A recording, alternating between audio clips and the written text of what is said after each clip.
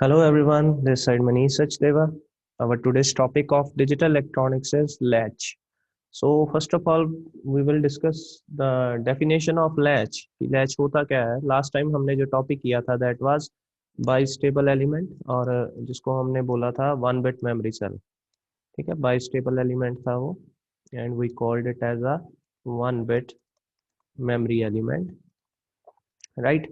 जिसको हमने नाम भी दिया था फ्लिप फ्लॉप का. If you know that last video.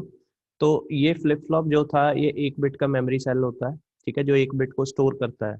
The improved version of that memory element is latch. ठीक है, this is a improved version. Improved version का मतलब क्या है, ये मैं यहाँ पे डेफिनेशन में नोट करता हूँ. सबसे पहले लैच की डेफिनेशन लिखिए. अब we know that the one bit memory cell is capable to latch or lock the information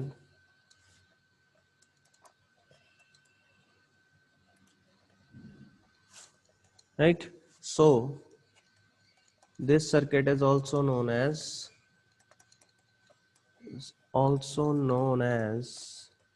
latch. अब लैच क्या होता है, जैसे हमारा एक डोर है. ठीक है, डोर के अंदर उसको ओपन कर दें. अगर मैं उस डोर को ओपन किया और उसमें एक डाटा फिल किया 0, उस डोर को देन हमने क्लोज कर दिया. ठीक है, तो जब डाटा को क्लोज कर दिया, वो जो अंदर का डाटा है वो अंदर ही रह जाएगा, जो बाहर का डाटा है वो अंदर नहीं आ पाएगा. ठीक है, ऐसे ही अगर उस डाटा को फिर से उस गेट को ओपन कर दिया तो उसमें जो डाटा है वो हमने 1 सेंड कर दिया, तो अंदर 1 चला जाएगा जब हमने डोर को बंद कर दिया, और तब तक 1 रहेगा जब तक डोर बंद रहेगा. मतलब ये क्या कर रहा है, ये 0 या 1 को लैच करके रख रहा है, होल्ड करके रख रहा है जब तक कि हमारे पास नई इनपुट नहीं आ रही. ठीक है, so this is the working of latch. एक बिट को स्टोर करता है इसलिए 1 बिट मेमोरी सेल ही है, बट ये लैच और लॉक करके रखता है डाटा को, इसलिए इसका नाम पड़ा लैच. होता क्या है, 1 बिट मेमोरी सेल है. Now it is the improved version of, it is the modified version of memory cell. It is the modified version of memory cell, right? It can be designed, next line में क्या लिखेंगे, it can be designed using NAND और NOR gate. अब ये जो latch है इसको हम डिजाइन कर सकते हैं यूजिंग NAND और NOR गेट की हेल्प से. ठीक है, वो कैसे करेंगे अभी फिलहाल ये बात करते हैं. तो सबसे पहले एक सिंपल लैच की बात करते हैं. उसका जो बेसिक ब्लॉक डायग्राम है, यहाँ पे मैं लिख रहा हूँ ब्लॉक डायग्राम. ब्लॉक डायग्राम में हम थोड़ा सा मॉडिफाई कर रहे हैं इसको. यहाँ पे एक, ये हम बेसिकली NAND गेट की हेल्प से बनाएंगे अभी.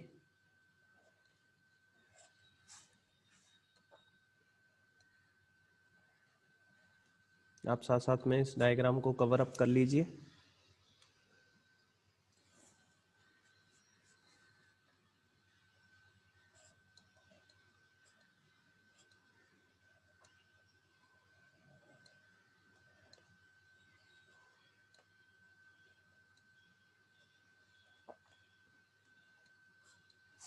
हम यहाँ पे 4 NAND गेट्स यूज कर रहे हैं.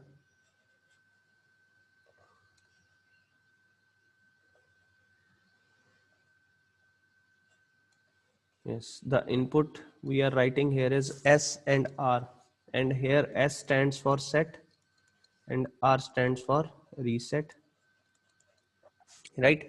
This is the gate 1, this will be gate 2, this is the gate 3, and this is the gate 4, and the outputs we will get here is, यहाँ पे दो आउटपुट्स मिल रही है हमें, one is Q, one is Q बार. ये Q बार क्यों लगाया है, बिकॉज हेयर जो भी आउटपुट Q पे आएगी उसका कॉम्प्लीमेंट होगा यहाँ पे. ठीक है, नीचे वाली साइड में, that's why it is called Q बार. अब ये जो मॉडिफिकेशन है ये क्यों की गई है, because the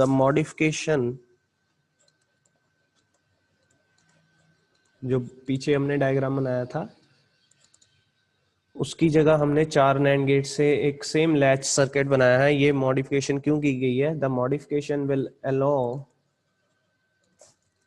us to enter the desired digital data into the circuit।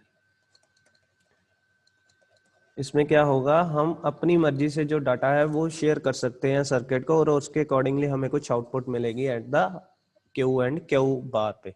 ठीक है, अब हमारा जो यहाँ पे ऑपरेशन होगा वो क्या है? सबसे पहले इसके 4 केस बनेंगे। वो 4 केस कौन से हैं वो डिस्कस करते हैं। ऑपरेशन, तो ऑपरेशन जो है ये मैं यहाँ पे डिस्कस करने लगा हूँ।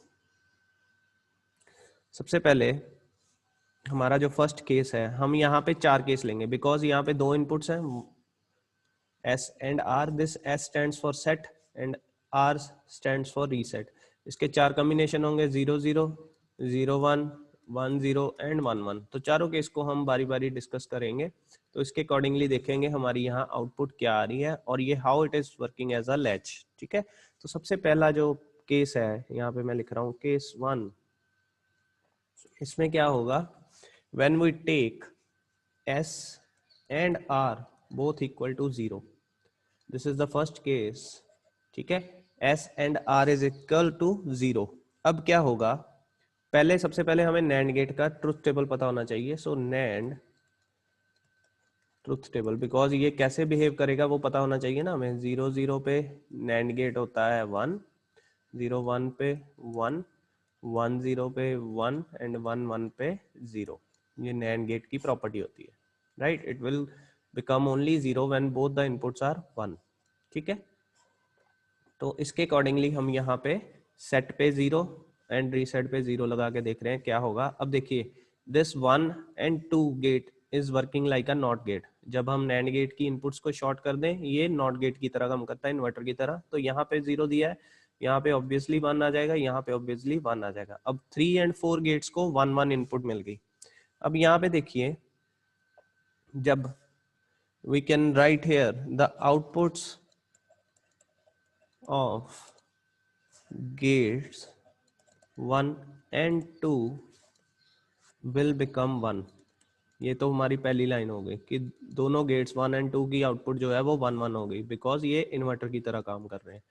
नेक्स्ट हम क्या लिख सकते हैं, let Q is equal to 0 and Q bar is equal to 1। अब हमने एज्यूम कर लिया कि प्रीवियस जो यहाँ पे आउटपुट आ रही थी, प्रीवियसली मतलब ये स्टोर थी ऑलरेडी, यहाँ पे 0 थी, यहाँ पे 1 थी। अब जब Q पे 0 थी, दैट मीन्स ये Q से हमारे पास डाटा जा रहा है यहाँ पे 4 पे 0। अब 4 पे यहाँ एक लाइन जो 1 आ रही है, दूसरी लाइन 0 आ रही है। ठीक है, तो यहाँ पे आउटपुट क्या आएगी, यहाँ पे यू कैन सी 1 0 का ट्रुथ टेबल होता है 1, तो यहाँ पे 1 आ रहा था, Q बार हमारा 1 आ रहा था ऑलरेडी, और Q बार से जो इनपुट है वो जा रही है नंबर 3 को। ठीक है, ये 1 है, पीछे से 1 आ रही थी, 1 1 यहाँ पे आ रहा है 0। ठीक है, that means at that time let यहाँ पे Q is equal to 0 and Q bar is equal to 1। Initially so both the inputs to gate 3 are 1 and inputs to gate 4 are 0 1, right. सो क्या होगा यहाँ पे, आंसर क्या आएगा हमारे पास,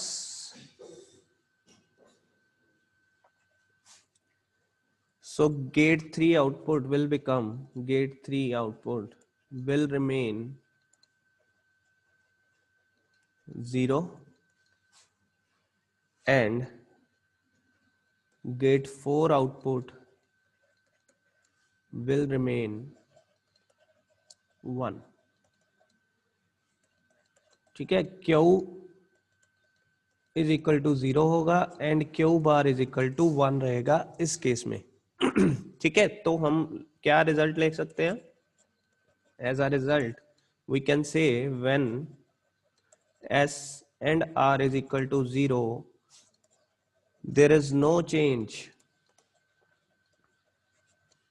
in the state of outputs. in the state of outputs, ये हमारा first case का रिजल्ट है, ठीक है, कि जब S एंड R दोनों 0 0 हैं उस टाइम पे हमारी जो आउटपुट पहले ही आ रही थी वही आउटपुट हमें बाद में मिलेगी, ठीक है, मतलब there will be no change in the output. ये हमारा फर्स्ट केस है SR लैच का। नेक्स्ट केस स्टडी करते हैं, केस 2। इसमें क्या करेंगे हम, we are taking S is equal to 1 and R is equal to 0। ये हमारा सेकंड केस है जिसमें S को 1 ले रहे हैं, R को 0 ले रहे हैं। उस टाइम पे क्या होगा, यू कैन सी हियर, अब यहाँ पे देखिए हम S को 1 लेंगे एंड R को 0 ले रहे हैं, ठीक है। अब क्या होगा, ये 1 है, दैट मीन्स जो हमारे 1 की आउटपुट आएगी 1 गेट की दैट इज 0, और जो गेट नंबर 2 की आउटपुट आएगी दैट इज 1, ठीक है। अब वी नो दैट कि जब भी नैंड गेट में कोई 0 आ जाता है हमारी आउटपुट 1 हो जाती है, ठीक है। जब भी नैंड गेट में कोई इनपुट 0 हो जाए हमारी आउटपुट 1 हो जाएगी। उस टाइम पे दैट मीन्स ये जो हमारा 3 गेट है नंबर, उसकी जो आउटपुट है दैट इज ऑलवेज 1, ठीक है, whatever the input here. यहाँ पे कोई भी इनपुट हो, हमारी जो क्यू की आउटपुट होगी दैट इज 1। अब ये 1 है, दैट मीन्स यहाँ पे ये 0 जाएगा ऑलवेज, ठीक है। और पीछे से गेट नंबर 2 को 1 आ रही थी, 0 एंड 1 ये मिलके बनेगा 0 एंड 1 1, ठीक है। तो ये 1 यहाँ पे गया, 0 एंड 1, ओके सॉरी, तो यहाँ पे 1 आ रहा था उस टाइम पे जब यहाँ पे 1 आया, ठीक है। Q इज इक्वल टू 1 है, दैट मीन्स यहाँ पे 1 आया, ठीक है। ये 1 आया तो पीछे से भी 1 आ रहा था, 1 1 की जो नैंड गेट आउटपुट है दैट इज ऑलवेज 0। तो यहाँ पे जो 4 नंबर गेट है वो दैट बिकम्स 0, एंड हमारे पास आउटपुट क्या आ रही है, Q is equal to 1 and Q bar is equal to 0 at the time when S is equal to 1 and R is equal to 0, ठीक है। Whatever the previous output, ये हमेशा हमारे पास output यही देगा, Q1 एंड Q बार 0। वो कब देगा, जब S1 होगा और R 0 होगा। तो ये चीज हम कैसे नोट करेंगे, यहां पे मैं नोट कर रहा हूं first line, when S is equal to 1 and R is equal to 0, one of the inputs, सीधा लिख सकते हैं, द, ये लाइन काट रहा हूं, the output of gate 1 becomes 0 and the output of gate 2 becomes 1, ठीक है। now we know that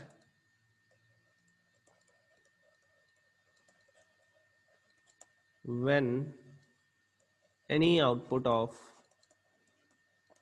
oh sorry, any input of NAND gate becomes 0,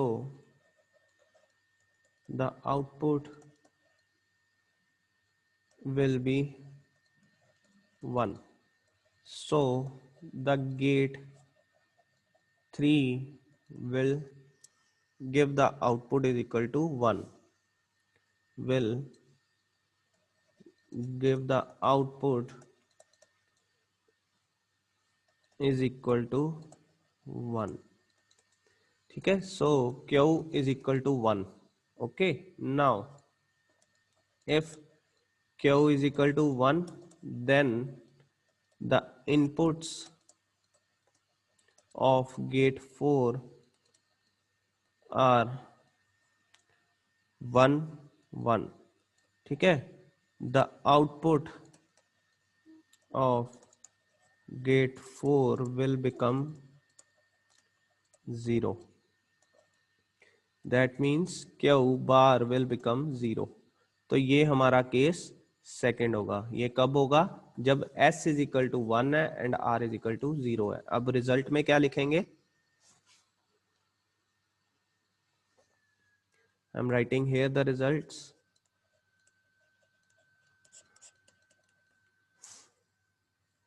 for s is equal to 1 and r is equal to 0, the outputs are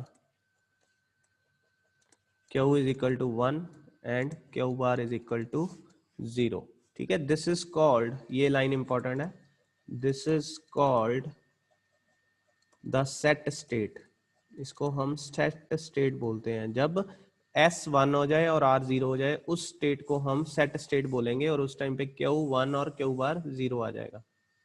ठीक है, ये हमारे दूसरा case है latch का. And the third case is,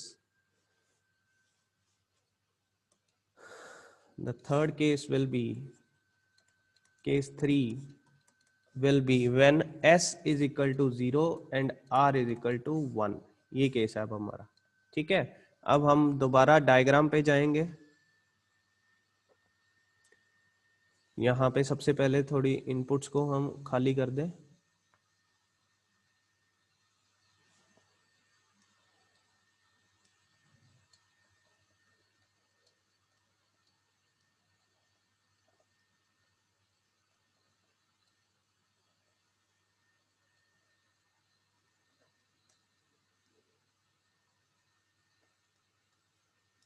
यार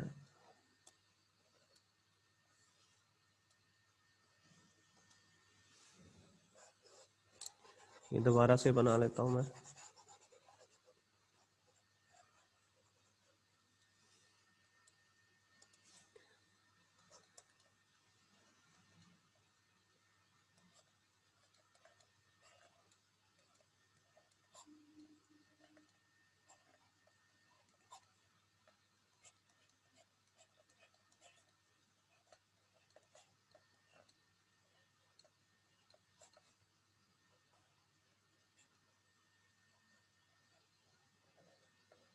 जी, तो ये हमारा एस आर लैच है. ठीक है जी, इसको हम ऐसे लैच क्यों बोलते हैं, because here one input is S and the other is R. ठीक है, तो इसको एस आर का नाम भी दिया गया. तो आउटपुट हमारे पास क्यू एंड क्यू बार. अब हमारा केस है एस 0 है एंड आर 1 है. ये हमारा थर्ड केस है. S is equal to 0, R is equal to 1. अब आर 1 है तो दैट मीन्स गेट नंबर 2 0 बन जाएगा और गेट नंबर 1 1 बन जाएगा. जब गेट नंबर 2 0 बनेगा तो according to the NAND truth table the output will always be 1. जो 4 नंबर गेट है उसकी आउटपुट हमेशा 1 रहेगी, what ever will be the input of this second input. ठीक है, वट एवर मतलब गेट 4 की.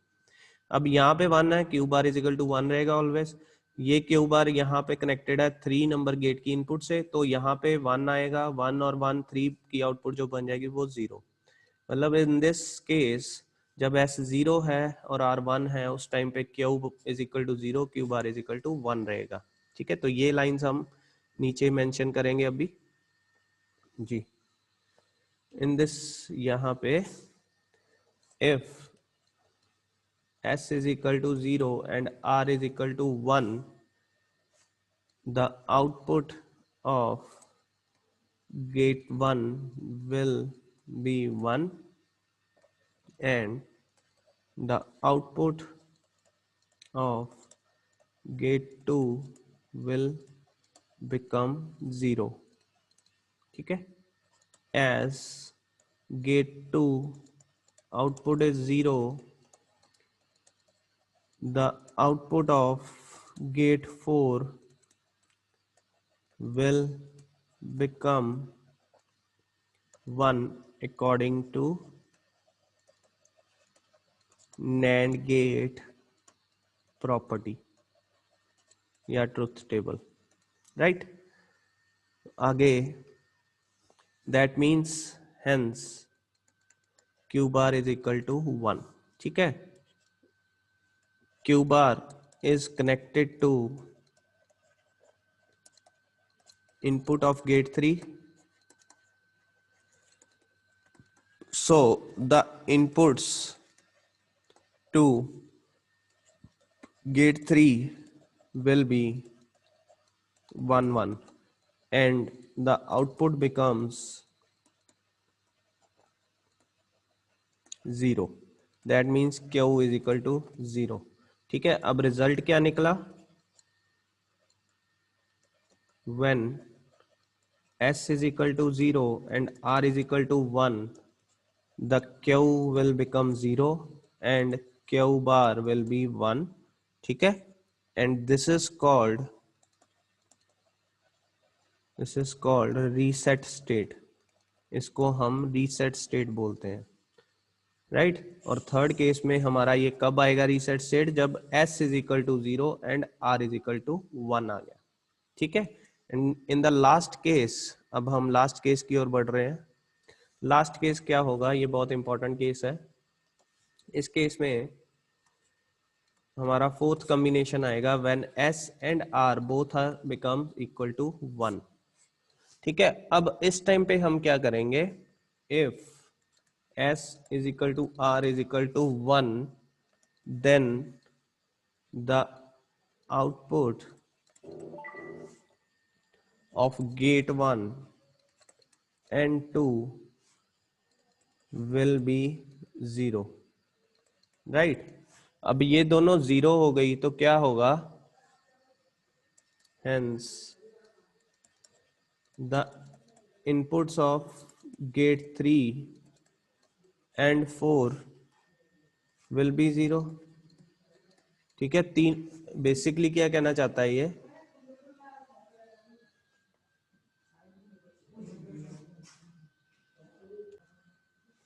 अब इस टाइम पे हम क्या देखेंगे, यहां पे मैं इनपुट जो दे रहा हूं s को 1 एंड r को 1, क्या होगा हमारा, ये जो गेट नंबर 1 की आउटपुट 0 बन जाएगी, गेट नंबर 2 की आउटपुट 0 बन जाएगी. अब 3 नंबर गेट को एक इनपुट 0 मिल रही है, 4 को भी 0 मिल रही है, दैट मीन्स ये गेट भी 1 होगा, ये गेट की आउटपुट भी 1 शो करेगी, ये गेट की आउटपुट भी 1 शो करेगी. अब ये तो हो नहीं सकता कि दोनों gate at a time 1 output show करे, बिकॉज क्यू और क्यू बार हमेशा आपस में कंप्लीमेंट होने चाहिए. ठीक है, but both of the gate will force each other to become 1. ठीक है, ये दोनों गेट जो हैं ये 1 आने शुरू हो जाएंगे, जो कि इस हमारे एसआर लैच के लिए इनवैलिड स्टेट है, मतलब this is called an invalid state. दोनों में 1 1 नहीं आना चाहिए. ठीक है, और ये जो स्टेट है इसको हम अवॉइड करेंगे. ठीक है, सो यहाँ पे मैं लास्ट लाइंस में लिख रहा हूं, the inputs of gate 3 and gate 4 will become 0. ठीक है, अब so the output q and q bar both will try to become 1. ठीक है, it is not allowed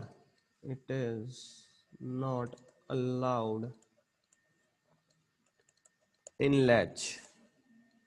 ठीक है, as q and q bar should be complementary, ये दोनों एक दूसरे से उल्टे होने चाहिए. ठीक है, तो हमारा केस hence यहाँ पे रिजल्ट लिख सकते हैं, hence s is equal to r is equal to 1 condition should be avoided, is avoided कह सकते हैं. ठीक है, ये हमारा रिजल्ट आ गया फोर्थ केस का. ठीक है, तो ये बेसिकली हमारा हो गया एस आर लैच. इसका हम ट्रुथ टेबल अब बनाएंगे. हमने अभी अभी ये जो डिस्कशन की ऑपरेशन की, यहाँ पे मैं ट्रुथ टेबल और एस आर लैच लिखूंगा. इसमें हम एस एंड आर ले रहे हैं और आउटपुट ले रहे हैं Q and Q bar, right. अब ये स्टेज में हमारे पास 4 इनपुट्स आएंगी, 0 0 0 1 1 0 एंड 1 1. जब 0 0 होगा एसआर, उस टाइम पे हमारी जो क्यू होगा that is no change and Q bar no change, मतलब जो प्रीवियस इनपुट थी वही हमारे प्रीवियस आउटपुट थी वही अगेन हमारे यहाँ दिखेगी. ठीक है, so this is called no change. Okay, जब S 0 था R 1 था, उस टाइम पे Q 0 आ रहा था, Q बार 1 आ रहा था, और इसको हम बोलते हैं रीसेट स्टेट. जब S 1 था R 0 था, उस टाइम पे Q 1 आ रहा था, Q बार 0 आ रहा था, इसको हम बोलते हैं सेट स्टेट. जब हम 1 और 1 यहाँ पे दे रहे हैं, उस टाइम पे क्यू और क्यू बार दोनों हमारे पास प्रोहिबिटेड स्टेट आ रहे, तो इसको हम बोलते हैं प्रोहिबिटेड स्टेट।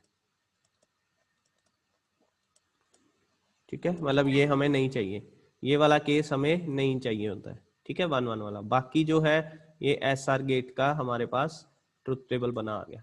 ठीक है, and this is total S R latch by using the NAND gate. ठीक है, with the help of NAND gate बनाते हैं हम। तो ये बहुत ही इंपॉर्टेंट है। ठीक है, ये डिफरेंट होगा थोड़ा सा फ्लिप फ्लॉप से, कैसे होगा वो हम बाद में बात करेंगे। तो फिलहाल ये आप डेफिनेशन नोट करिए, ये डायग्राम लैच का बना लीजिए, एस आर लैच का। देन नैंड का ट्रुथ टेबल बनाया है to discuss the cases. 4 cases बन रहे हैं, चारों केसेस में हमने चेक किया कि कैसे कैसे इनपुट चेंज करेंगे तो आउटपुट जो है वो क्या आएगी। एंड एट लास्ट हमने इसका ट्रुथ टेबल बनाया जो कि ये वाला है। ठीक है, तो इसके रिगार्डिंग कोई आपको दिक्कत हो आप पूछ सकते हैं in the online session. Thank you.